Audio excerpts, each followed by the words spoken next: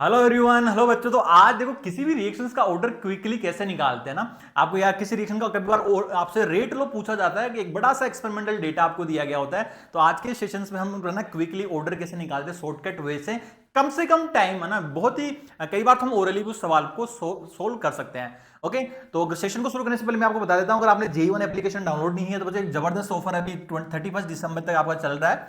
तो इसमें क्या होगा, आपका 50% है ना, जो कोर्सेज JEE 25 सेक्शन में जाओगे, 26 सेक्शन में जाओगे तो अभी है ना फ्लैट 50% ऑफ आपके सभी कोर्सेज पे आपका चल रहा है, एक्सेप्ट JMPP है ना, टेस्ट सीरीज में नहीं है, क्योंकि वो ऑलरेडी उसके मिनिमम प्राइस पे हमने ऑलरेडी पहले से ही मिनिमम प्राइस पे कर रखा है। ओके, और जैसे कई बच्चे सोचते हैं कि सर मैंने अभी मेरे को फर्स्ट अटेम्प्ट के लिए मेरे कुछ चैप्टर्स बाकी हैं, तो उनको क्विकली जाके ग्रेविटी बैच में जाके इनरोल कर सकते हो आप। अब जिन बच्चों को लगता है कि नहीं सर मुझे तो काफी डिटेल में पढ़ना है अभी, है ना, काफी डिटेल में पढ़ना है सेकंड अटेम्प्ट के लिए, तो वहां पे ऑलरेडी इन्फिनिटी बैच अपना चल ही रहा है, वहां से डिटेल में पढ़ सकते हो। सभी बैचेस पे आपका 50% ऑफ है। जो बच्चे 26 टारगेट करें, जिनको लगता है कि नहीं सर हमने अभी कुछ भी नहीं पढ़ा, तो आपको पूरा डिटेल में जाके वहां से इनरोल करके वहां से अपनी पढ़ाई शुरू कर सकते हो बच्चों ना। ओके, अबे तो देखो, तो अपन सवाल पे आते हैं, ऑर्डर निकालना या रेट लो लिखना ना, किसी भी रिएक्शन का कैसे हम लिखते हैं, तो दो तरीके से सवाल यहां से बनता है ना, उसके बाद में हम यहाँ पे फिर प्रैक्टिस करेंगे। ओके, अब देखो भाई, कोई भी जनरल केमिकल रिएक्शन होती है तो उसके लिए रेट लो आप जो लिखते हो that is K into product of concentration of the reactant and each raise to some power. हम पावर बोल देते हैं कि ये अल्फा है या बीटा है ना।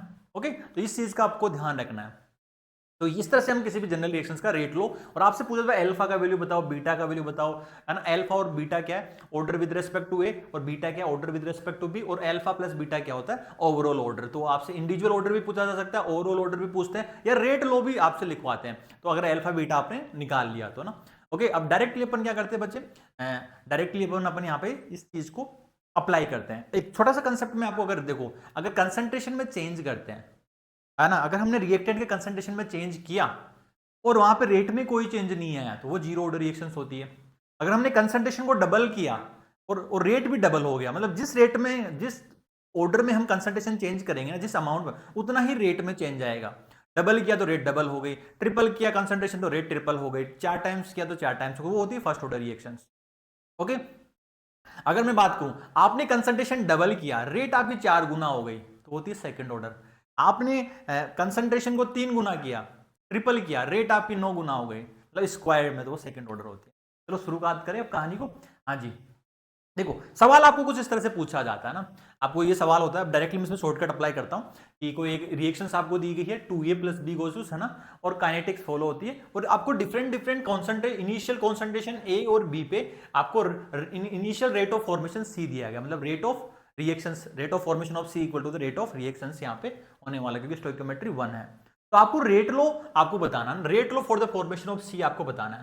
देखो यार, इसमें सबसे सिंपल तरीके से पता क्या करोगे, पहले आप लिखोगे sir rate equal to that is K into A की पावर अल्फा इंटू बी की पावर बीटा ना। ओके, बी की पावर बीटा, तो ये आपने रेट लो लिख लिया। अब अपन निकालते हैं पहले कि ऑर्डर विद रेस्पेक्ट टू। अब देखो इस वाले सवाल में आपको पता क्या करना है, अगर आपको अल्फा की वैल्यू निकालना है तो वो वाली वैल्यू चूज करनी है ना, कि जहां पे बी कांस्टेंट हो। ओके, तो अपन ऑर्डर विद रेस्पेक्ट टू इसके रेस्पेक्ट में हम ऑर्डर निकालते हैं, अल्फा का वैल्यू निकालते हैं। हम देखते हैं कहां पे आपका बीटा का वैल्यू क्या है, बीटा कांस्टेंट है, मतलब बी का वैल्यू कांस्टेंट। बी कौन कौन से डेटा में कांस्टेंट है, आप देखोगे तो बी यहां पे कांस्टेंट है ना, इस वाले केस में बी कांस्टेंट है, तो बी का तो वैल्यू कांस्टेंट है। लेकिन आप जाओगे यहां से कितना गुना हो रहा है, it will be the 2 times, तो कंसंट्रेशन ऑफ ए कितना हुआ, 2 टाइम्स हुआ है। तो आपका रेट कितना टाइम्स हुआ, रेट आपका हुआ है 2 टाइम्स, तो रेट आपका क्या हुआ, 2 टाइम्स हुआ है। भाई जिस अमाउंट में आपने कंसंट्रेशन चेंज किया उसी अमाउंट में आपका रेट चेंज हुआ है, तो हमें यहां से पता लग गया कि order with respect two is the A with 1 होगा। तो आप डायरेक्टली ऐसे कर सकते हो ना, ऐसे कर सकते हो, भाई रेट कितना गुना हुआ, 2 गुना हुआ, रेट 2 गुना हुआ। ओके, और डायरेक्ट अब आपका क्या था, बी तो कांस्टेंट था, के कांस्टेंट है, हमने ए को वेरी किया था, ए कितना गुना वेरी किया, 2 टाइम्स 2 की पावर अल्फा, तो यहां से अल्फा का वैल्यू कितना है, डायरेक्टली वैसे भी है ना, ओरली भी कर सकते हो और ऐसे भी कर सकते हो भाई। हाँ, अब सेकंड हम बात करते हैं, let's talk about second things. अब अपने को क्या निकालना है, बीटा का वैल्यू निकालना, order with respect to B निकालना है। तो क्विकली क्या करेंगे, वो वाला डेटा देखेंगे जहां पे ए कांस्टेंट आ रहा है, तो यार ए इन दोनों जगह पे कांस्टेंट है। ओके, ए इन दोनों जगह कांस्टेंट, ये वाला ना डेटा देखेंगे। अब देखो बी कितना हुआ है, बी आपका 2 टाइम्स हुआ ना, बी आपका 2 टाइम्स हुआ है, लेकिन रेट क्या है बच्चे, रेट कांस्टेंट है। कंसंट्रेशन में चेंज किया, बट आपका रेट में कोई फर्क नहीं आया, तो सीधी सी बात है आपने क्या किया बच्चे, आपने यहां से किया भाई कंसंट्रेशन आपने वेरी किया बट रेट में कोई चेंज नहीं आया, तो यहां से डायरेक्टली आ जाएगा सर बी के रेस्पेक्ट में बीटा का वैल्यू आ जाएगा 0। ओके, तो अल्फा का वैल्यू 1 और बीटा का वैल्यू आ जाएगा 0। तो यहां से ऑर्डर क्या आ गया, तो आप कहोगे दर आंसर इज 1। तो इसको सोल्व करने की जरूरत थी, आप ओरली भी कर सकते थे ना। हाँ, अब देखिए सवाल में अप्लाई करते हैं। ये आपको कोई रिएक्शंस दी गई है, इनिशियल कंसंट्रेशन NO का दिया गया, now this is the chlorine gas आपको दी गई है। ओके, क्लोरीन गैस यहां से दिया गया है ना, Cl2 gas, that is Cl2 gas given है, NO प्लस Cl2 मिलकर 2 NOCl बनाते हैं, डिफरेंट कॉन्सेंट्रेशन दिया गया और है ना रेट आपको दी गई है -10 डिग्री पे।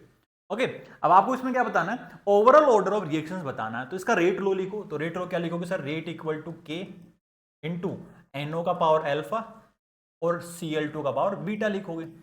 अब आपको इंडिविजुअल ऑर्डर निकालने, सपोज अल्फा का वैल्यू निकालना है, तो वहां पे हम क्या करेंगे, ये Cl2 वाला डेटा कांस्टेंट होना चाहिए। Cl2 डेटा कहां कांस्टेंट है, इन दोनों में Cl2 कांस्टेंट है, ये Cl2 कौन, तो इसके करस्पॉन्डिंग NO को देखोगे तो ये कितना हुआ है, 2 टाइम्स हुआ है, तो रेट कितना गुना हुई है, आप इसको ध्यान से देखोगे तो रेट हो गई 4 टाइम्स, आपकी रेट 4 गुना हो गई है। भाई आपने कंसंट्रेशन को 2 गुना डबल किया तो रेट 4 गुना हो गया, तो सीधा सा पता लग गया सेकंड ऑर्डर रिएक्शन से। तो इस ऐसे करो ध्यान से, तो इसमें से अगर आपने इसको 4 गुना किया, भाई आपने Cl2 को कांस्टेंट कर दिया, रेट 4 गुना हुई है, डायरेक्ट देखो रेट आपकी 4 गुना हुई है, जब आपने Cl2 को कांस्टेंट रखा, ये भी कांस्टेंट, NO को कितना गुना हुआ, NO को आपने 2 गुना किया, डबल किया, 2 की पावर अल्फा, तो 2 का स्क्वायर, तो अल्फा का वैल्यू कितना आ गया, 2 आ गया यहां से डायरेक्टली, है ना। ओके, अब देखो, अब आपको बीटा का वैल्यू निकालना है, तो बीटा का वैल्यू जब निकालोगे तो बीटा में क्या करना है आपको बीटा का वैल्यू, तो NO कहां कांस्टेंट है, NO इस डेटा में कांस्टेंट है। ओके, यहाँ पे NO कांस्टेंट है, तो Cl2 कितना हुआ, ध्यान से देखोगे Cl2 का कॉन्सेंट्रेशन डबल हुआ, 2 टाइम्स हुआ है, तो रेट आपकी कितना गुना हुई है, 0.18 से 0.35, ऑलमोस्ट 2 टाइम्स है ना, ऑलमोस्ट 2 टाइम्स हो गई। तो बस जिस रेट में कॉन्सेंट्रेशन बढ़ा है उसी रेट में आपका रेट बढ़ा है, तो that is the first order, है ना। तो फर्स्ट ऑर्डर आएगा डायरेक्टली, आपको यहां से पता चल गया। तो आपको क्या करना पड़ेगा, रेट आपकी 2 गुना हुई है, रेट आपकी 2 गुना हुई है, ठीक है। तो यहां से मैं ब्लू पेन से कर देता हूं, तो ओरली तो आपने निकाल दिया, बाकी पेन से आराम से लिख लेना। रेट आपकी 2 गुना हुई है जब आपने Cl2 का कंसंट्रेशन चेंज किया और NO को फिक्स रखा, ये कांस्टेंट है, ये कांस्टेंट है, और आपने इसका कंसंट्रेशन कितना किया, 2 गुना किया है, पावर बीटा, बीटा का वैल्यू कितना आ गया, 1 आ गया। तो ओवरऑल ऑर्डर क्या आएगा बच्चे, overall order alpha plus beta that is 2 + 1 that is 3 is the answer for this one. इस तरह मतलब मुझे नहीं लगता इसमें पेन उठाने की जरूरत है, ओरली देख के भी आप सवाल को कर सकते हो। हाँ जी, अब इधर देखो, इस सवाल में पूछा गया order of reaction with respect to NO ही पूछा गया, तो NO के रेस्पेक्ट में ऑर्डर आपको निकालोगे, तो देखो रेट लो ऐसे करोगे, rate equal to K into, है ना, NO का पावर अल्फा इंटू H2 का पावर बीटा, है ना। तो अपने को वो वाली वैल्यू देखनी जहां पे हाइड्रोजन कांस्टेंट है। अब इस वाले सवाल में सिर्फ NO के रेस्पेक्ट में पूछा है, तो कौन सी वैल्यू देखेंगे बताओ, जहां पे H2 कांस्टेंट है, H2 इन दोनों डेटा में कांस्टेंट है, H2 इन दोनों डेटा में कांस्टेंट है, और यहां पे कितना गुना हुआ है, तो ये है ना 3 टाइम्स ये हुआ है। आपका NO का कंसंट्रेशन आपने जब वेरी कराया तो 3 गुना हुआ, तो आपकी रेट कितने गुना हो रही है। ओके, अगर ध्यान से देखोगे तो ना दैट इज 21 इंटू 10⁻⁹, तो ये भी 3 टाइम्स हुआ है। तो आपको पता लग गया भाई जिस तरह से अपन ने कंसंट्रेशन 3 टाइम्स किया, रेट उतना ही गुना हो गई, दैट इज फर्स्ट ऑर्डर, तो आंसर आ जाएगा फर्स्ट ऑर्डर। तो पेन पूरा सोल्व करने की जरूरत भी नहीं है, फर्स्ट ऑर्डर। आप बता सकते हो क्या हाइड्रोजन के रेस्पेक्ट में कौन सा ऑर्डर आएगा, ओरली बताऊं हाइड्रोजन के रेस्पेक्ट में, तो वो वाला डेटा देखना जहां पे NO कांस्टेंट है, NO इसमें कांस्टेंट है, NO इसमें कांस्टेंट है, ये रेट कितना गुना हुई, 8 से 32 हुआ, 4 टाइम्स हुआ ना, दिस इज 4 टाइम्स, तो ये रेट कितना गुना हुई है, दैट इज 4 टाइम्स, ये 4 टाइम्स हुआ ना, 8 से 32 दैट इज 4 टाइम्स, और ये भी कितना हुई, इसको 4 से मल्टीप्लाई करो, ये आ जाएगा 4 टाइम्स रेट, तो आपका ना रेट भी 4 टाइम्स हुई जब कंसंट्रेशन भी, तो H2 के रेस्पेक्ट में भी फर्स्ट ऑर्डर आएगा। ओके, तो ओरली कर सकते हो, मुझे नहीं लगता इस सवाल में पेन उठाने की जरूरत पड़ेगी आपको। ओके, हाँ, अब अपन सवालों को अप्लाई करते हैं जी एडवांस के सवाल में। अब उन्होंने क्या किया, 1 2 3 डेटा, 3 रिएक्टेंट लिए हैं। अब देखो उन्होंने क्या बोला गया, 3 अलग अलग कंसंट्रेशन पे रेट आपको दी गई है, बट आपसे पूछा गया है तो आप है ना कि रेट ऑफ रिएक्शंस बताना है जब आपको कंसंट्रेशन ये वाली वैल्यूज हो। ओके, और वो उस टाइम में रेट जो आ रहा है दैट इज दिस वैल्यू, तो पहले आपको रेट रोल निकालना पड़ेगा, उसमें उसके बाद में उसमें वैल्यू आप पुट अप कर देना, फिर आपका आंसर निकल के आ जाएगा। तो मतलब इन्होंने थोड़ा एडवांस एप्लीकेशन पूछा है, रेट लो। अभी तक जेईई मेंस वाले तो रेट लो निकलवाते हैं, इन्होंने थोड़ा सा एक स्टेप आगे पूछा, एडवांस है यार पूछेगा। तो आप यहां से लिखोगे कि सर रेट इक्वल टू के इंटू आपका ए की पावर एल्फा, बी की पावर बीटा और ये सी की पावर गामा ना। अल्फा बीटा गामा करोगे ना, अल्फा बीटा गामा आपने कर दिया, आपको दिख नहीं रहा होगा ना। ओके, तो इधर मैं कर देता हूं यहाँ पे ए की पावर अल्फा, बी की पावर बीटा, सी की पावर गामा है ना, थोड़ा सा बोर्ड कट लग रहा होगा। ओके, अब अपन क्या करते हैं, पहले रेट लो निकाल देते हैं। अब रेट लो निकालते हैं तो पहले इधर शुरुआत करते हैं कहानी, है ना।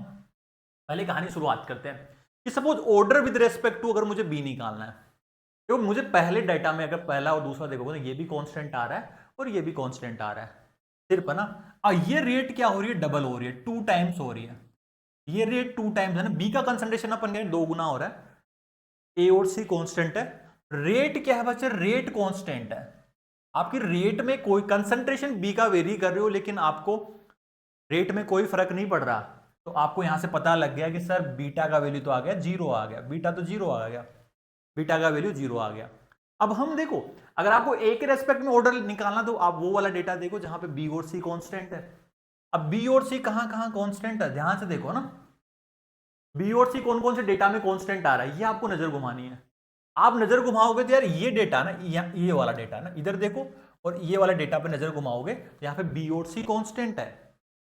तो अगर आप ध्यान से देखोगे तो ये 0.2 से ये 3/2 टाइम्स हुआ है ना। 0.2 को 3/2 से मल्टीप्लाई करो तो ये आ जाएगा 3/2 टाइम्स हुआ है। इसमें अगर मैं रेट देखूंगा बच्चे, ये रेट देखो, ये रेट कितना हुआ है, 3/2 से मल्टीप्लाई करो 6 को, 3/2 से मल्टीप्लाई करोगे तो ये कितना रेट आएगा यहां से ना, तो 9 आ जाएगा। रेट भी आपका 3/2 टाइम्स हुआ है। जिस अमाउंट से मैंने कंसंट्रेशन वेरी किया है उसी अमाउंट से मेरा रेट वेरी हुआ है। तो मुझे यहां से डायरेक्टली पता चल गया भाई अल्फा का वैल्यू कितना आ रहा है, अल्फा का वैल्यू आएगा फर्स्ट 1। ओके, अब एक और डेटा देखते हैं कि अगर मुझे सी के रेस्पेक्ट में अगर ऑर्डर निकालना तो मुझे ए और बी कांस्टेंट लेना पड़ेगा। अब ए और बी दोनों कहां कहां कांस्टेंट हैं, ये आपको नजर घुमानी पड़ेगी। ये नजर इस वाले डेटा में देखो, ये कांस्टेंट है और ये कांस्टेंट है। इसमें देखो कितना गुना हुआ है, 2 गुना हुआ है, 2 टाइम्स हुआ है। तो आपकी रेट कितना गुना हुई है, आपकी रेट यहां से यहां जाओगे ना तो आपकी रेट देखो 6 को कितना करो 2 से मल्टीप्लाई करो तो ये वाला वैल्यू 2 टाइम्स रेट हुआ है। तो आपने क्या किया, सी का कंसंट्रेशन 2 गुना किया तो रेट भी आपकी 2 गुना हो गई। तो सीधा सा बात है फर्स्ट ऑर्डर रिएक्शन आएगी। तो गामा का वैल्यू जो है, gamma comes out to be the 1। तो रेट लो क्या होगा, रेट लो हो गया सर के इंटू आपका क्या हो गया ए की पावर 1 इंटू आपकी सी की पावर 1। तो ये आपका रेट लो निकल के आ गया, ये आपका रेट लो निकल के आ गया। अब आप किसी भी एक्सप्रेशन से आपको क्या करना, रेट कांस्टेंट का वैल्यू निकाल लो, कोई भी डेटा उठा लो, कोई भी डेटा उठा लो, रेट क्या आएगी, पहला डेटा उठा लिया 6 इंटू 10 की पावर -5 इक्वल टू के इंटू उस टाइम कॉन्सेंट्रेशन कितना है 0.2 है और ये कितना है 0.1 है। तो ये वाला वैल्यू कितना है, रेट कांस्टेंट का वैल्यू जो आ गया बच्चे comes out to be the, तो ये वाला वैल्यू आ जाएगा अपना दैट इज 3 इंटू 10 की पावर माइनस, तो ऊपर उधर जाएगा 10 तो 10 की पावर -3। तो ये आपका रेट कांस्टेंट का वैल्यू आ गया, this is the rate constant value. तो आपका रेट लो पूछा गया है, आपको रेट पूछा गया जब रेट इक्वल टू के 3 इंटू 10 की पावर -3 और ए का कंसंट्रेशन का वैल्यू कितना दिया गया 0.15 और सी का कंसंट्रेशन का वैल्यू क्या दिया गया 0.15। ठीक है, तो ये वाला वैल्यू कितना निकल के आ गया। अब इसको आपको बताना है, तो ये वाला वैल्यू कितना आ गया 3 इंटू 3/2 इंटू 3/2 इंटू 10 की पावर -5। ओके, तो ये कितना आ गया 27/4 इंटू 10 की पावर -5 आंसर आ जाएगा आपका।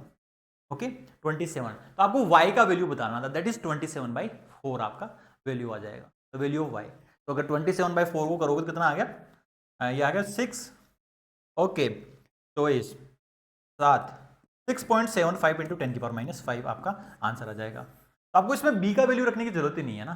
तो जेईई मेंस तो पूछता चलो ओवरऑल ऑर्डर बता दो, अगर 3 डेटा भी दिया गया है तो आप आराम से सवाल को सोल्व कर सकते हो ना। तो यार इस तरह से आना, ये रेट लो का एक्सप्रेशन था। मुझे नहीं लगता कि आपको इस सवालों में पेन भी उठाने की जरूरत है ना, आप इसको ओरली भी कर सकते हो जैसे अपन ने यहाँ पे किया है। ओके, तो इसी तरह के सवाल है ना, बाकी बहुत सारे पीवाईक्यूज है, आप उनमें सवालों को अप्लाई कीजिए और प्रैक्टिस करती रहिए। बाकी के सवाल अगर आपको पीवाईक्यूज प्रैक्टिस करने हैं तो अगर जेई1 या पीवाईक्यू खजाना में जाके फ्री है ना, एनटी यूजर इंटरफेस पे जाके बाकी केमिकल काइनेटिक्स से सवाल जाके आप प्रैक्टिस कर सकते हो, सिमिलर इसी तरह के ना। ओके, कंसेप्ट में आप अप्लाई कीजिए। और अभी क्या है, जो अपना 50% ऑफ चल रहा है अभी ना, अभी जो 31 दिसंबर तक 50% ऑफ सारे बेचेस पे भी चल रहा है। अभी मतलब टेस्ट सीरीज पे नहीं चला, जेएमपी भी ऑलरेडी वो अपने मिनिमम प्राइस पे ऑलरेडी है, फुल मॉक नहीं दे रहे हो तो आप फुल मॉक देना शुरू कर देना। जिसको लगता है कि सर कि मुझे अभी है ना कुछ चैप्टर्स मुझे बाकी हैं, तो अब 100% सिलेबस करके जाइए। कुछ बच्चे टारगेट करें सेकंड अटेम्प्ट की, सर सेकंड अटेम्प्ट को हम बहुत अच्छे से देना चाहते हैं, पहला अटेम्प्ट है ना, तो ग्रेविटी बेस अपना ऑलरेडी चल रहा है, वहाँ पे काफी डिटेल में आपको पढ़ाया जा रहा है, क्विकली चीजों को, इंपॉर्टेंट सब टॉपिक्स है ना वो भी आप पढ़ सकते हो है ना ग्रेविटी बेस में ना। तो इसका आपका अटेम्प्ट तक आपका पूरा इसका आपको एक्सेस मिलेगा ना सेकंड अटेम्प्ट तक, तो इसमें एनरोल कर सकते हो। बाकी जो बच्चे सोच रहे हैं कि सर हमें अभी जैसे कि 26 वाले बच्चे सोच रहे हैं कि भाई सर हम क्या करें, ये हमने अब है ना, तो आप अभी भी जाके इस बैच में यहाँ पे इनरोल कर सकते हो, जो कि अगर कोई चैप्टर्स आपके छूटे हुए वीक है, क्योंकि 12th में काफ़ी इंपॉर्टेंट उनके एप्लीकेशन आएंगे ना, 11th का यूज़ काफ़ी ज़्यादा आता है, तो 12th स्टार्ट करने से पहले आप अगर कोई भी जो बच्चा ऑफलाइन में पढ़ रहा है उसका छूट गया है ना, कोई भी बैकलॉग्स नहीं रखने, तो 26 सेक्शन वाले जाके बच्चे यहाँ बैच में इनरोल कर सकते हैं। अभी 50% ऑफ आपका चल रहा है मतलब है ना। ओके, तो thank you everyone for your time, फिर मिलते हैं नेक्स्ट वीडियो में। ओके, और bye bye and love you.